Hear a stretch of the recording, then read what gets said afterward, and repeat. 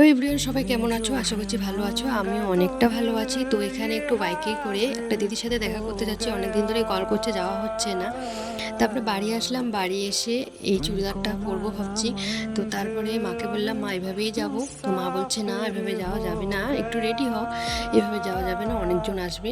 তারপরে তেমন কথা তেমন কাজ, একটু রেডি হয়ে নিলাম। না সাজলেই নয়, এভাবে সেজেছি। আর প্রচণ্ড গরম ছিল সেদিন, তো তার জন্য ভাবলাম যে এইভাবেই রেডি হই। আর তোমরা অনেক দিন ধরেই বলছিলে যে ভিডিও দিচ্ছ না কেন, ভিডিও দিচ্ছ না, তো তার জন্য ভাবলাম যে একটা ভিডিও দেওয়াই যাক ছোট করে। তারপরে বেরিয়ে পড়লাম রাস্তার মধ্যে। আর তোমরা যে আমাকে ভালোবাসো এটাই অনেক আমার কাছে। তারপরে ফাইনালি চলে আসলাম আমি। তারপরে খাওয়া দাওয়া দিল আমাদেরকে, দিয়ে এখানে বসে গল্প করছি সবাই মিলে। আর প্রচণ্ড গরম ছিল, আমার মুখটা দেখেই বোঝা যাচ্ছে কতটা গরম লাগছিল, একদম ভালো লাগছিল না। আর কিসের অনুষ্ঠান ছিল, এই বেবিটার আজকে ছিল অন্নপ্রাশন, তো ওখানেই আসছি।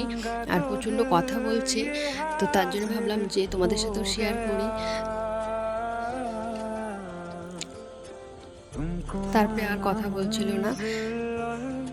তারপরে খাওয়া দাওয়া হয়ে গেল, এখন আমি বাড়ি যাচ্ছি। আজকের মতো এটুকু। যদি ভিডিওটা ভালো লেগে থাকে, লাইক কমেন্ট শেয়ার সাবস্ক্রাইব করে দিও please. Ta-ta, bye bye, love you.